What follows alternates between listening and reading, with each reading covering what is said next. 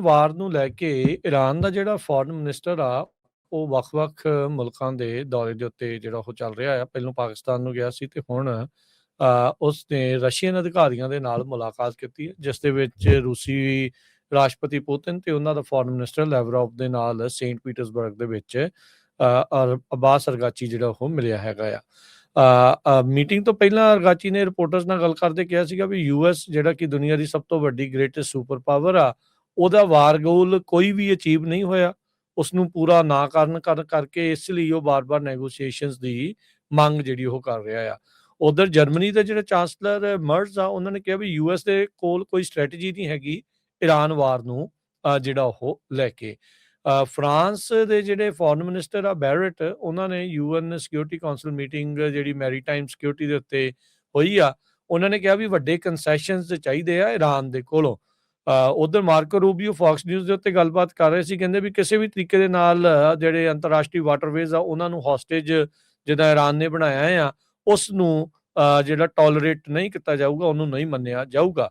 Iran ਦਾ ਜਿਹੜਾ ਲਗਾਤਾਰ ਦਾਅਵਾ ਆ ਸਟ੍ਰੇਟ ਆਫ ਹਾਰਮੁਜ਼ ਦੇ ਉੱਤੇ ਵੀ ਉਹ ਓਪਨ ਹੈਗਾ ਆ, ਤੇ ਕਹਿੰਦੇ ਵੀ if what they mean by opening the strait is yes, the straits are open as long as you coordinate with Iran, get our permission or we will blow you up, you pay us, that's not opening the straits। ਵੀ Iran ਵਾਲੇ ਕਹਿੰਦੇ ਵੀ ਜੇ ਤੁਸੀਂ ਸਾਡੇ ਤੋਂ ਪੁੱਛ ਕੇ ਸਾਨੂੰ ਪੇ ਕਰੋਗੇ, ਸਾਡੇ ਨਾਲ ਕੋਆਰਡੀਨੇਟ ਕਰਕੇ ਚੱਲੋਗੇ ਤਾਂ ਹੀ ਓਪਨ ਆ। ਤੇ ਕਹਿੰਦੇ ਵੀ ਉਹ ਗੱਲ ਜਿਹੜੀ ਉਹ ਨਹੀਂ ਚੱਲੇਗੀ। ਉਹਦੇ ਵਿੱਚ ਆਪਾਂ ਦੇਖਿਆ ਵੀ ਅਮਰੀਕਾ ਵਾਲਿਆਂ ਨੇ ਵੀ ਨੇਵਲ ਬਲੌਕੇਡ ਈਰਾਨ ਦੇ ਪੋਰਟਸ ਦਾ ਜਿਹੜਾ ਉਹ ਲਾਇਆ ਹੈਗਾ ਆ।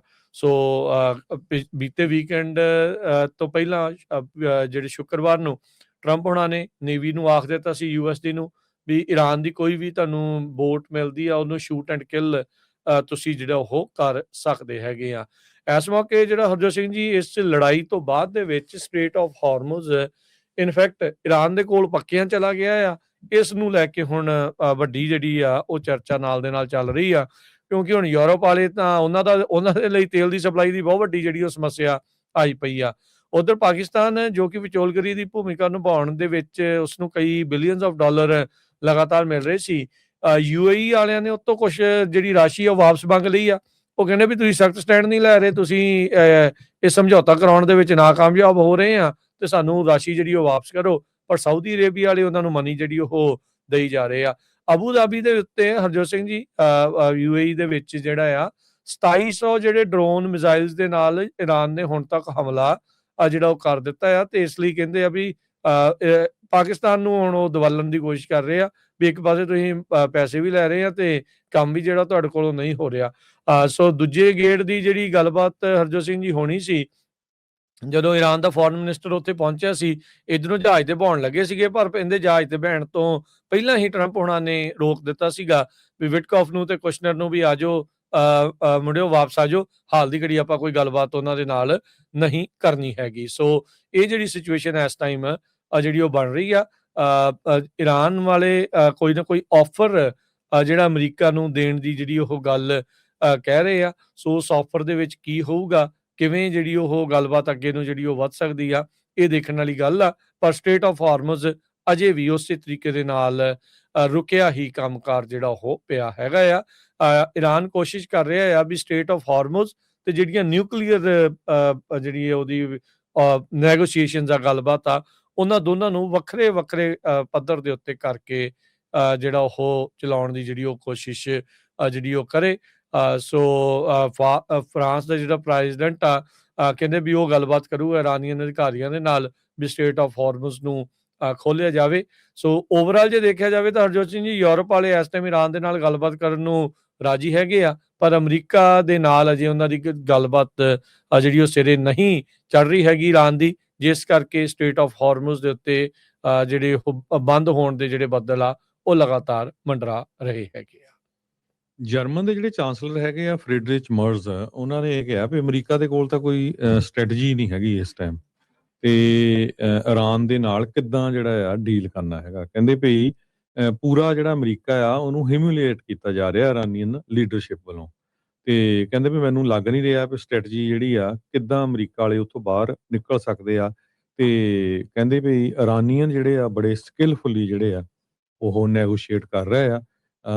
ਤੇ ਬਹੁਤ ਜ਼ਿਆਦਾ ਜਿਹੜੀ ਉਹ ਚਲਾਕੀ ਦੇ ਨਾਲ ਵਰਤਾਵ ਕਰ ਰਹੇ ਹੈਗੇ ਆ। ਦੂਜੇ ਪਾਸੇ ਅੱਜ ਪ੍ਰੈਜ਼ੀਡੈਂਟ ਟਰੰਪ ਉਹਨਾਂ ਨੇ ਕਿਹਾ ਵੀ ਉਹ ਹਾਈ ਲੈਵਲ ਮੀਟਿੰਗ ਜਿਹੜੀ ਆ ਉਹ ਆਪਣੀ ਸੀਨੀਅਰ ਸਿਕਿਉਰਿਟੀ ਆਫੀਸ਼ੀਅਲਸ ਦੇ ਨਾਲ ਕਰਨ ਜਾ ਰਹੇ ਹੈਗੇ ਆ। ਇਹ ਯੂਐਸ ਦਾ ਜਿਹੜਾ ਮੀਡੀਆ ਆ ਉਹ ਦੱਸ ਰਿਹਾ ਹੈਗਾ।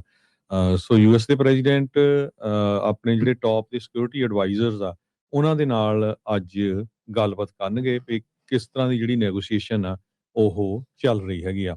ਬਰਾਕ ਰਵੀਦ ਇੱਕ ਗਲੋਬਲ ਅਫੇਅਰ ਕਰਸਪੋਂਡੈਂਟ ਹੈਗੇ ਯੂਐਸ ਮੀਡੀਆ ਆਊਟਲੈਟ ਐਕਸੀਅਸ ਦੇ। ਉਹਨਾਂ ਨੇ ਇਹ ਕਿਹਾ ਵੀ ਜੋ ਨੈਸ਼ਨਲ ਸਿਕਿਉਰਿਟੀ ਤੇ ਫੋਰਨ ਪਾਲਿਸੀ ਟੀਮ ਆ ਉਹਨਾਂ ਦੇ ਨਾਲ ਇਹ ਸਾਰਾ ਜਿਹੜਾ ਡਿਸਕਸ ਕੀਤਾ ਜਾਊਗਾ ਕਿ ਸਟੇਟ ਆਫ ਹਾਰਮਜ਼ ਨੂੰ ਖੋਲ੍ਹਿਆ ਜਾਵੇ ਜਾਂ ਨਾ, ਜਾਂ ਜਿਹੜਾ ਯੂਐਸ ਨੇ ਬਲੋਕੇਡ ਕੀਤਾ ਹੋਇਆ ਆ ਉਸ ਨੂੰ ਉੱਥੋਂ ਬੰਦ ਕੀਤਾ ਜਾਵੇ ਜਾਂ ਨਾ। ਇਰਾਨ ਦੇ ਫੋਰਨ ਮਿਨਿਸਟਰ ਅਬਾਸ ਅਰਗਾਚੀ ਜੋ ਆ ਉਹਨਾਂ ਨੇ ਇਹ ਕਿਹਾ ਵੀ ਉਹ ਆਪਣੇ ਨਿਊਕਲੀਅਰ ਨੂੰ ਲੈ ਕੇ ਕਿਸੇ ਤਰ੍ਹਾਂ ਵੀ ਪਿੱਛੇ ਹਟਣਾ ਨਹੀਂ ਚਾਹੁੰਦੇ ਹੈਗੇ। ਸੋ ਉਹਨਾਂ ਨੇ ਕਿਹਾ ਵੀ ਜੋ ਅਮਰੀਕਾ ਵਾਲੇ ਆ ਇਹ ਨਹੀਂ ਸੀਰੀਅਸ ਹੈਗੇ ਗੱਲਬਾਤ ਦੇ ਵਿੱਚ। ਤੇ ਹੁਣ ਮਿਡਲ ਈਸਟ ਵਾਲੇ ਜਿਹੜੇ ਯੂਰਪੀਅਨ ਕੰਟਰੀਜ਼ ਆ ਉਹ ਵੀ ਕੋਸ਼ਿਸ਼ ਕਰ ਰਹੇ ਹੈਗੇ ਆ ਵੀ ਕਿਸ ਤਰ੍ਹਾਂ ਜਿਹੜੀ ਆ ਗੱਲਬਾਤ ਕੀਤੀ ਜਾਵੇ। ਕਿਉਂਕਿ ਇਹਦਾ ਅਸਰ ਜਿਹੜਾ ਆ ਬਹੁਤ ਜ਼ਿਆਦਾ ਪੈ ਰਿਹਾ। ਬਹੁਤ ਸਾਰੇ ਜਿਹੜੇ ਮੁਲਕ ਆ ਉਹਨਾਂ ਨੂੰ ਗੈਸ ਨਹੀਂ ਮਿਲ ਰਹੀ ਹੈਗੀ ਤੇ ਉੱਥੇ ਜਿਹੜੀ ਇਨਫਲੇਸ਼ਨ ਆ, ਮਹਿੰਗਾਈ ਆ ਬਹੁਤ ਜ਼ਿਆਦਾ ਹੋ ਰਹੀ ਹੈਗੀ ਆ। ਸੋ ਟਰੰਪ ਉਹਨਾਂ ਦੇ ਉੱਤੇ ਡੋਮੈਸਟਿਕ ਪ੍ਰੈਸ਼ਰ ਵੀ ਬਹੁਤ ਆ ਕਿਉਂਕਿ ਜਿਹੜੀਆਂ ਤੇਲ ਦੀਆਂ ਕੀਮਤਾਂ ਇੱਥੇ ਬਹੁਤ ਜ਼ਿਆਦਾ ਵੱਧ ਗਈਆਂ ਹੈਗੀਆਂ ਜਦੋਂ ਦਾ ਇਹ ਕਲੋਜ਼ ਹੋ ਚੁੱਕਾ ਆ ਸਟੇਟ ਆਫ ਹਾਰਮੋਜ਼। ਤੇ ਉੱਤੋਂ ਮਿਡ ਟਰਮ ਇਲੈਕਸ਼ਨ ਨਵੰਬਰ ਦੇ ਵਿੱਚ ਆਣੀ ਹੈਗੀ ਆ। ਜਿਹੜੇ ਪੋਲ ਆ ਰਹੇ ਆ ਉਹਨਾਂ 'ਚ ਇਹ ਆ ਰਿਹਾ ਵੀ ਜਿਹੜੀ ਜੰਗ ਕਰਕੇ, ਵਾਰ ਕਰਕੇ ਬਹੁਤ ਅਨਪੋਪੂਲਰ ਆ ਪ੍ਰੈਜ਼ੀਡੈਂਟ ਡੋਨਲਡ ਟਰੰਪ ਹੁਣੀ ਅਮਰੀਕਾ ਦੇ ਵਿੱਚ ਅਮੰਗ ਜਿਹੜੇ ਵੋਟਰਸ ਆ ਉਹਨਾਂ ਦੇ।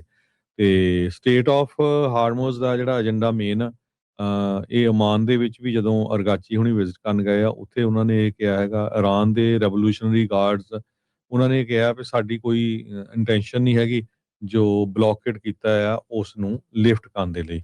ਸੋ ਕਾਫੀ ਕੁਝ ਚੱਲ ਰਿਹਾ ਹੈਗਾ। ਤੇਲ ਦੀਆਂ ਕੀਮਤਾਂ ਇੱਕ ਵਾਰ ਫੇਰ ਉੱਪਰ ਨੂੰ ਜਾ ਰਹੀਆਂ ਹੈਗੀਆਂ ਤੇ ਸੋ ਇਹ ਕਿਉਂਕਿ ਜਿੰਨਾ ਡਿਲੇ ਹੋ ਰਿਹਾ ਆ ਉਨਾ ਹੀ ਜਿਹੜਾ ਆ ਤੇਲ ਦੀਆਂ ਕੀਮਤਾਂ ਦੇ ਉੱਤੇ ਕਿਸੇ ਤਰ੍ਹਾਂ ਦਾ ਅਸਰ ਨਹੀਂ ਪੈ ਰਿਹਾ ਹੈਗਾ। ਜੀ ਬਿਲਕੁਲ। ਈਰਾਨ ਤੇ ਜਿਹੜੇ ਅਮਰੀਕਾ ਵਾਲੇ ਆ, ਅਮਰੀਕਾ ਨੇ ਕਿਹਾ ਵੀ ਅਸੀਂ ਜਿਹੜੀ ਗੱਲਬਾਤ ਆ ਉਹ ਪ੍ਰੈਸ ਦੇ ਥਰੂ ਨਹੀਂ ਕਰਨੀ ਵੀ ਤੁਸੀਂ ਇੱਧਰੋਂ ਬਿਆਨ ਦੇ ਦਿਓ, ਅਸੀਂ ਉੱਧਰੋਂ ਬਿਆਨ ਦੇ ਦਈਏ ਤੇ ਤੁਸੀਂ ਸਮਝੋ ਵੀ ਨੈਗੋਸ਼ੀਏਸ਼ਨ ਚੱਲ ਰਹੀ ਆ। ਕਿਉਂਕਿ ਈਰਾਨ ਨੇ ਜਿਹੜਾ ਪ੍ਰਪੋਜ਼ਲ ਦੀ ਗੱਲ ਕੀਤੀ ਆ ਉਹ ਕਹਿੰਦੇ ਵੀ ਅਸੀਂ ਸਟੇਟ ਆਫ ਹਾਰਮਜ਼ ਖੋਲ੍ਹ ਦਿੰਦੇ ਆ। ਜੇ ਤੁਸੀਂ ਨਿਊਕਲੀਅਰ ਟਾਕਸ ਆ ਉਹਨਾਂ ਨੂੰ ਪੋਸਟਪੋਨ ਕਰ ਦਿਓ, ਅੱਗੇ ਪਾ ਦਿਓ ਤੇ ਅਮਰੀਕਾ ਵਾਲੇ ਆਪਣਾ ਜਿਹੜਾ ਬਲੋਕੇਡ ਆ ਉਹ ਹਟਾ ਦੇਣ ਤੇ ਲੜਾਈ ਜਿਹੜੀ ਉਹ ਖਤਮ ਜਿਹੜੀ ਉਹ ਕਰ ਦੇਣ। ਸੋ ਇਹ ਜਿਹੜਾ ਈਰਾਨ ਵਾਲਿਆਂ ਨੇ ਆਫਰ ਘੱਲੀ ਆ ਸਟੇਟ ਆਫ ਹਾਰਮਜ਼ ਨੂੰ ਖੋਲ੍ਹਣ ਦੇ ਲਈ ਵੀ ਨਿਊਕਲੀਅਰ ਦੀ ਗੱਲਬਾਤ ਕਰੋ ਜੀ, ਅੱਗੇ ਨੂੰ ਪਾਓ ਤੇ ਆਪਣਾ ਬਲੋਕੇਡ ਚੱਕੋ ਤੇ ਜਿਹੜੀ ਲੜਾਈ ਆ ਉਹ ਖਤਮ ਕਰੋ। ਸੋ ਉਹੀ ਗੱਲ ਵੀ ਜਿਹੜਾ ਅਬਾਸ ਅਰਗਾਚੀ ਜੋ ਜਾ ਕੇ ਕਹਿ ਰਿਹਾ ਆ ਪੂਤਿਨ ਦੇ ਨਾਲ ਖੜ ਕੇ ਵੀ ਭਾਈ ਇਹਨਾਂ ਦਾ ਕੋਈ ਵੀ ਵਾਰ ਗੋਲ ਆ ਉਹ ਕੰਪਲੀਟ ਨਹੀਂ ਹੋਇਆ, ਇਸ ਲਈ ਹੁਣ ਨੈਗੋਸ਼ੀਏਸ਼ਨ ਕਰਨਾ ਚਾਹੁੰਦੇ ਆ।